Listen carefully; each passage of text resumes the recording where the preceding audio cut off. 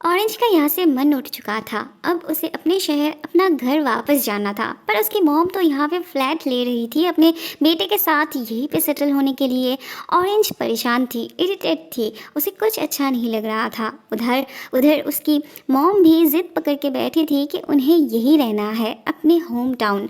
माँ बेटी में इस वजह से बहस होने लगती है। थोड़ी देर बाद ऑरेंज के बुलाने पे लिंगशाओ आ जाता है। लिंगशाओ अपनी मॉम को समझाता है कि अगर वो यहाँ पे सेटल हुई तो ऑरेंज की पढ़ाई का क्या होगा। उसका लास्ट ईयर चल रहा है, उसे ठीक से एग्ज़ाम भी तो देना है। लिंगशाओ की मॉम ने तो इसकी भी मुश्किल इसकी भी सल्यूशन निकाल के रखी थी। वो कहती है ऑरेंज के एग्ज़ाम के वक्त वो लौट जाएगी, फिर उसका एग्ज़ाम ख़त्म होने के बाद वो फिर से वापस आ जाएंगी। उन्होंने सोच के देखा कि धीरे धीरे उनकी उम्र हो रही है, विदेश में रहते वक्त अगर उन्हें कुछ हो जाता है तो उसे फ़्लाइट पकड़ के जाना होगा। क्या ज़रूरत है इतनी परेशानी उठाने की, इससे तो अच्छा है वही यहाँ सेटल हो जाए। उसकी मॉम कहती है पेरेंट्स को अपने बच्चों के आसपास रहना चाहिए और वो तो बस उसके पास रहना चाहती है, उसकी देखभाल के लिए। अब बात ये थी कि जब लिंगशाओ को उनकी सबसे ज़्यादा ज़रूरत थी तब तो वो अपने बारे में सोच के उसे छोड़ के चली गई थी, और अब जब वो शांति से अपने लोगों के साथ रहने लगा था तब वो फिर से अपने मतलब के लिए उसे परेशान करने आ गई। ऐसे में लीजियान कुछ सामान रखने आती है तो लिंगशाओ के मॉम का मुंह उतर जाता है। लीजियान भी उन्हें देख के थोड़ा घबरा जाती है। वो जाने ही वाली थी पर लिंगशाओ उसके मॉम को दिखाने के लिए उसे किस करता है। लीजियान जल्दी से वहाँ से भाग जाती है। लिंगशाओ के मॉम के तन बदन में आग जल उठती है और वो भी गुस्सा दिखा के चली जाती है। उनके जाते ही लिंगशाओ लीजियान के पास चला आता है। वो तो उसे कस के पकड़ के रखता है। लीजियान भी उसे समझाती है उसके मॉम को हक है कहीं भी रहने की, वो परेशान ना हो। लिंगशाओ को ऑरेंज की पढ़ाई को लेकर भी फिक्र थी। लीजियान और कुछ नहीं बोल पाती। थोड़ी देर बाद लीजियान जब ऑरेंज के लिए जूस लेके आती है तब वो उसे घर पे कहीं भी नहीं दिखती। ऑरेंज बाहर भटक रही होती है। ऑरेंज यहाँ पे सुबह से बैठी थी, अचानक एक शराबी आके उसके गोद में सो पड़ता है। तभी जीशु वहाँ से गुजर रहा था तो वो आके बात को संभालता है। फिर वो लिंगशाओ को कॉल करता है। जीशु उसे लीजियान के पास छोड़ गया था। बाकी सब बहुत अनकंफर्टेबल फील कर रहे थे उसके होने से। थोड़ी देर बाद लिंगशाओ आता है, जीशु भी।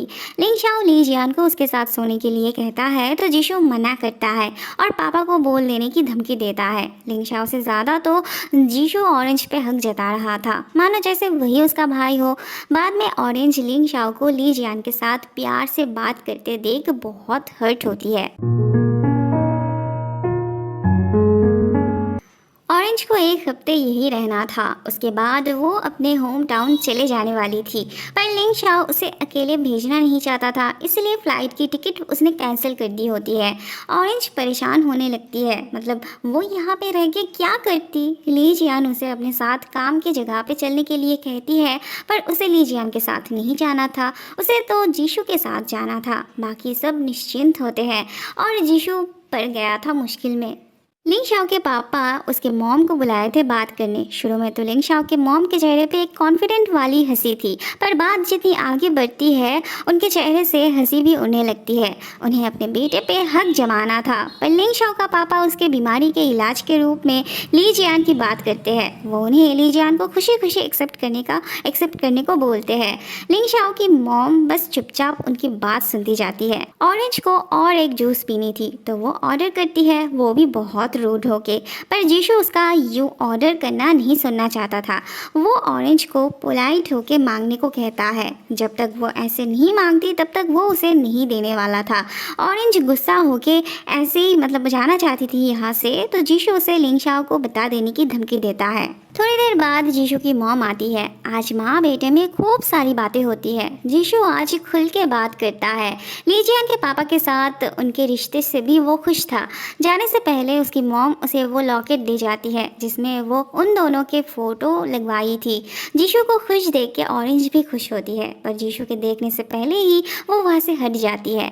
ली जियान के पापा अब खुशी खुशी रहने लगे थे। उन्हें अब लिख के मैसेज करने से कोई प्रॉब्लम नहीं होती थी। जीशु के मॉम के साथ उन्हें बहुत अच्छा लगता था बात करने में। ली जियान के नज़र में भी उनकी खुशी छुपती नहीं। वो अपने पापा की टांग खींचने लगती है। थोड़ी देर बाद लिंग शाओ के पापा आते हैं, फिर दोनों मिलके उनकी टांग खींचने लगते हैं। लिंग शाओ के पापा को ली जियान से अलग से बात करनी थी। वो उसे लिंग शाओ के मॉम की बातों का बुरा ना मानने के लिए कहते हैं, क्योंकि एक लड़के के लिए माँ और पत्नी में से चुनना बहुत मुश्किल बात होती है। तो वो ली जियान को लिंग शाओ की मॉम के बारे में अगर कोई भी कंप्लेन हो तो वो उन्हें बताने के लिए कहते हैं। लिंग शाओ के लिए भले ही मुश्किल हो, पर उन्हें उनके लिए बात आसान थी। वो ली जियान की तरफ से उन्हें अच्छे से सबक सिखाते। ली जियान ऊपर से तो बात को हल्के में ले रही थी, पर अंदर से वो भी परेशान थी। लिंग शाओ ली जियान के लिए बस स्टॉप पे इंतज़ार कर रहा था। ली जियान उसे देखते ही खुश हो जाती है। फिर दोनों लिंग शाओ के मॉम को लेके बात करते हुए आ रहे थे। जीशु अपार्टमेंट के नीचे उनके आने का इंतज़ार कर रहा था। ली जियान तो उस पर भी कूद पड़ती है। जीशु लिंग शाओ से कहता है वो उसे उसके बहन से बचाए, क्योंकि कल भी वो उसके साथ जाना चाहती है। लिंग शाओ को कोई प्रॉब्लम नहीं थी इस बात से, बल्कि उसके बहन के लिए जीशु की कैफ़े सबसे सेफ जगह थी। वहाँ टैंग टीवी देख रही थी, पर ऑरेंज जाके चैनल बदल देती है। ली जियान के आते ही टैंग कंप्लेन करती है।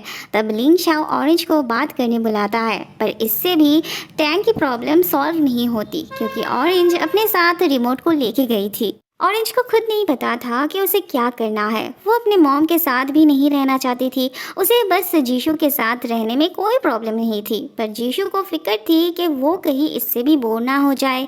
तब जीशु के दिमाग में एक आइडिया आता है। वो ऑरेंज को उसके साथ काम करने के लिए कहता है। खुद पैसे कमाने से कितनी मेहनत करनी पड़ती है वो सीखने के लिए कहता है। लिंग शाओ की मॉम अब उसकी कलीग के साथ शीशी के साथ उसे जोड़ना चाहती थी। शीशी कहती है लिंग शाओ की गर्लफ्रेंड तो है, क्या उन्हें नहीं पता? उन्हें पता था, इसीलिए तो जल्दी जल्दी वो उसके साथ लिंग शाओ को जोड़ना चाहती थी, पर वो इस बात को डिनाई करती है। वह ऑरेंज को वहाँ की एम्प्लॉय काम समझा देती है, पर जब कस्टमर आते हैं तब उसे ठीक से करना नहीं आ रहा था। बहुत मुश्किल से वो संभालती है। जीशु को उसकी टेंशन देख के हंसी आने लगती है। वो चुपके से उसकी फ़ोटो लेता है लिंग शाओ को दिखाने के लिए। पहले तो ऑरेंज ऑब्जेक्शन दिखाती है, पर बाद में वो खुद अपना पिक्चर देखना चाहती है। वहाँ ली जियान ऑरेंज को ऐसे देख के खुश होती है। लिंग शाओ के मॉम को पता नहीं कैसा लग रहा था।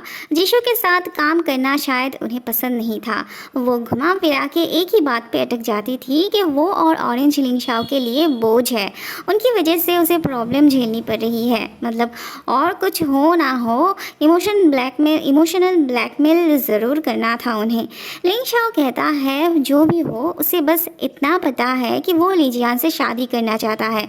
बस उसके मॉम के चेहरे की रौनक फिर से चली जाती है। शी के पापा उसके मॉम के साथ अब डिवोर्स चाहते थे। शी उन्हें बहुत समझाने की कोशिश करती है, पर उसके पापा को बहुत पहले ही उनसे डिवोर्स लेना था। वो तो बस शी की बड़ी होने का इंतज़ार कर रहे थे।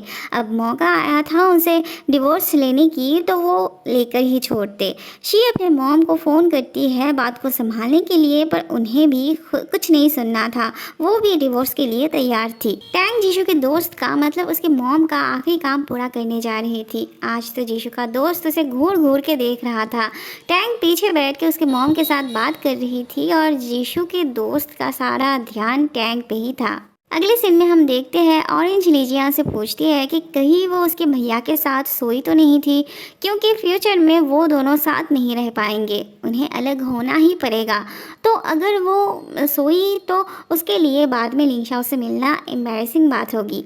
ली जियान बात को कैजुअली लेती है, पर ऑरेंज जब बताती है कि उसका मॉम बस उसके लिए लिंग शाओ को विदेश में रोक के रखी थी, वो नहीं चाहती लिंग शाओ उससे मिले, तब ली जियान के चेहरे की रौनक चली जाती है। बात सच में सीरियस थी। ये आंटी ली जियान के पापा से मिलने आई थी। थोड़ी देर बाद जीशु की मॉम भी ली जियान के पापा से मिलने आती है।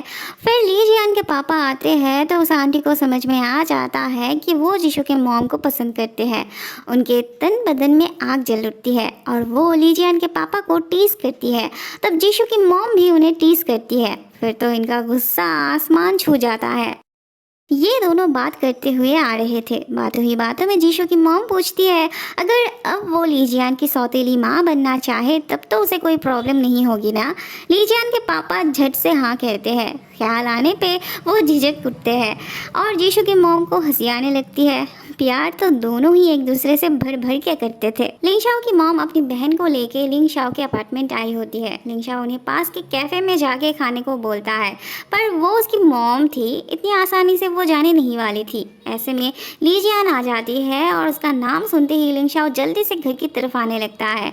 लीजियान उन्हें अपने कमरे में चलने के लिए बोलती है, पर लिंगशाओ की मॉम उसे बार बार पड़ोसी की बेटी कह के बुलाती है, माना जैसे उनके साथ लीजियान की फैमिली की कोई रिश्ता नहीं हो।